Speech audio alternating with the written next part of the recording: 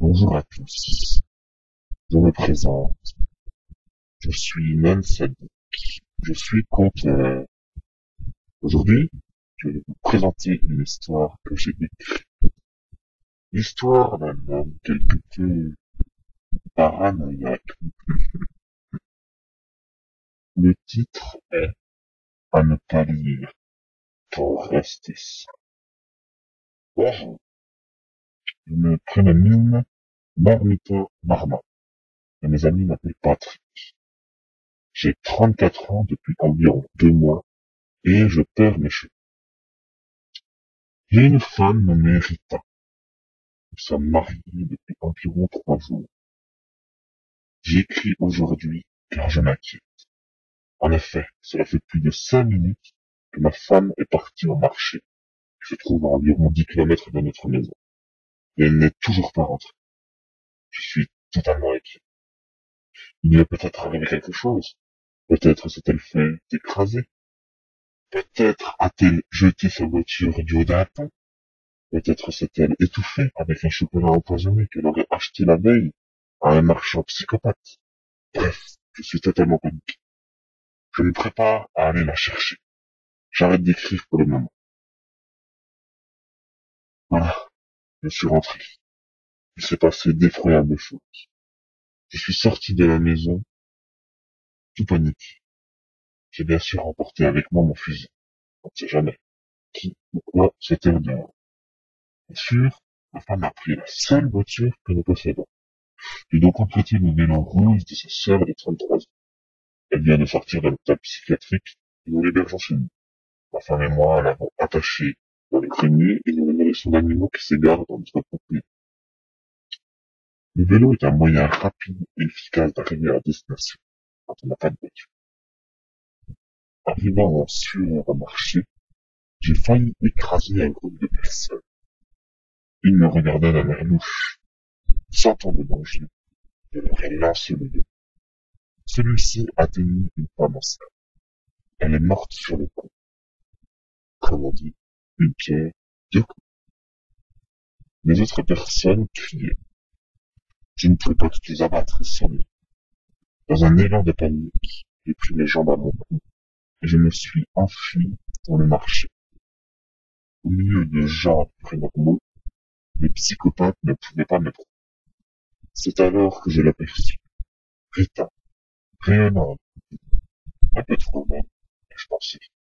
C'est louche. Je me suis donc, comme toute personne sensée, méfié. Je me suis approché d'elle, la main droite, prête à dégainer mon arme si le besoin s'en faisait sentir. Rita, ou plutôt le psychopathe qui voulait se faire passer pour elle, se dirigea vers une allée, loin de la foule. Elle s'apprêtait alors à entrer dans un endroit louche avec un nom bizarre. À la bonne baguette. Ah, j'ai tout de suite tilté. Rita, ou plutôt le psychopathe, était en fait une sorcière. Elle avait acheté une nouvelle baguette. Dans un mouvement héroïque, j'ai sauté sur Rita. J'ai commencé par lui poser quelques questions. Es-tu Rita? Elle me répondit alors que oui. Elle avait exactement la même voix que Rita. Le psychopathe avait donc tout prémédité. Il avait même changé sa voix contre celle de ma femme. Mais pour quel obscur dessein? Tu mens, répondis-je. J'ai alors frappé Rita, le psychopathe, avec une force inouïe, venant sûrement de la tête. Elle s'est écroulée sur lui.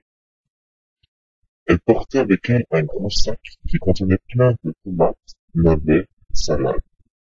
C'est ainsi que j'ai compris le but final du psychopathe. Préparer une potion magique pour me tuer. Ou un poison qui décimerait la population en quelques jours. J'ai finalement vidé le sac. Au fond, il y avait un couteau de boucher. J'ai alors commencé à découper Rita en plusieurs morceaux que j'ai mis dans le sac vide. Non loin, dans l'arrière, j'aperçus un vélo de grand-mère. Vous savez bien, les vélos avec une petite cagette sur le devant. Je l'ai emprunté. J'ai mis le sac sur la cagette. Au moment de partir, une vieille dame sortit de la boutique, à la bonne baguette, tenant dans sa main une longue et grosse baguette jaune. Encore une sorcière. Elle marmonna quelques paroles incompréhensibles, visant sûrement à me tuer ou à me transformer en crabe. Vous n'avez pas de pouvoir. Avant qu'elle ne finisse son incantation, j'ai tiré sur la pierre. Ouf, je m'avais encore échappé plus.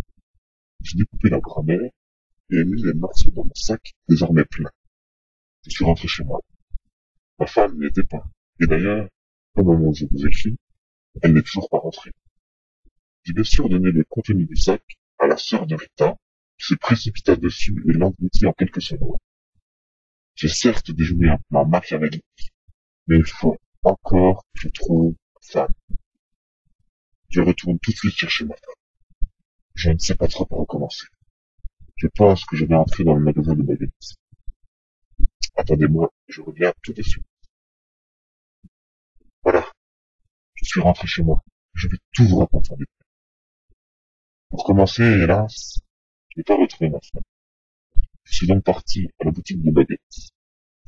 Quand je suis entré dans cette boutique, il n'y avait que du pain partout. J'ai donc compris. La vendeuse de baguettes a dû se douter que je viendrais et a transformé son magasin en boulangerie. Une sournoiserie tout de même. Peut-être peut-elle séquestrer ma femme. La vendeuse a engagé la conversation la première. Voulez-vous du pain? Elle demandé. J'ai continué. Je lui ai répondu. Je lui ai posé plein de questions. Je, je me devais de mener mon enquête tel Sherlock Holmes ou Hercule Poirot. Mais de, dites-moi, où est ma femme? Que lui avez-vous fait? Comment? Je ne sais pas de quoi vous parlez. Je me suis écrit une modeste rendez-vous de pain. Vous mentez! Je répliquai. Pour la faire parler, sorti mon couteau de boucher et la lui ai mis sur le cou. Vous allez parler, oui ou non? Où est ma femme? Répondez. Elle appela au secours. Un homme, avec plein de poudre blanche, sûrement de la drogue, arriva par la porte de derrière, muni d'une baguette. Avant qu'il ne puisse me jeter un sort, j'ai tiré mon arme, il s'écroula aussitôt. La vendeuse prit peur et s'enfuit. J'ai tiré dans sa jambe, et je lui ai tranché la gorge, et pour finir, je les ai découpés tous les deux en plein de petits morceaux. C'est la sœur de Rita qui va être contente, c'est pour une de Noël. Et j'avais cette fois pensé à prendre un plus gros sac. Je m'en ai fait un avant cette chose pas. Il faisait une nuit.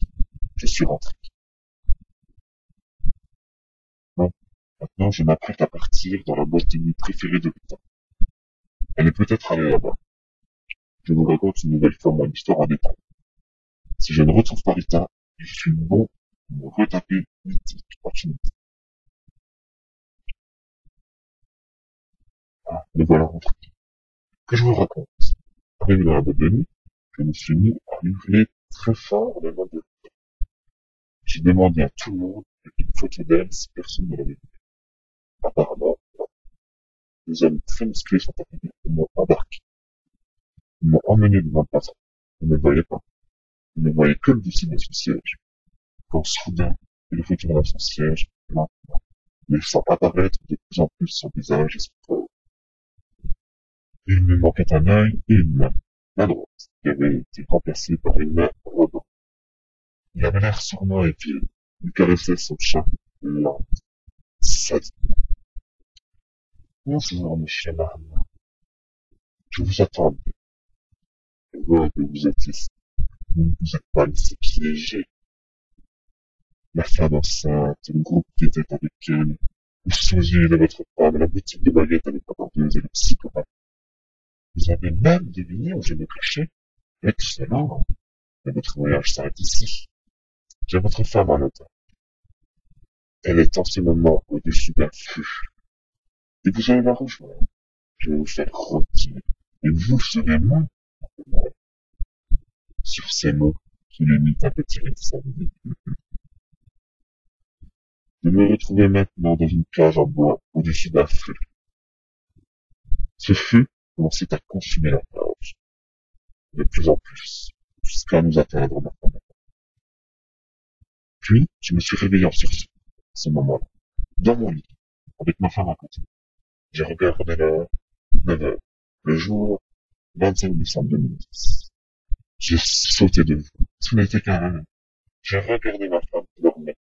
Je suis allé dans la cuisine. J'ai pris le couteau le plus tranchant et je l'ai découpé. Je l'ai fait mariner pendant toute la journée. Dans un mélange vinaigre balsamique, miel. J'ai bien sûr découpé les joues, qui, comme vous le savez, sont la meilleure partie chez eux. Le soir, j'ai dégusté le tout. Chaud. Et bien sûr, j'ai chanté. Joyeux Noël, joyeux Noël.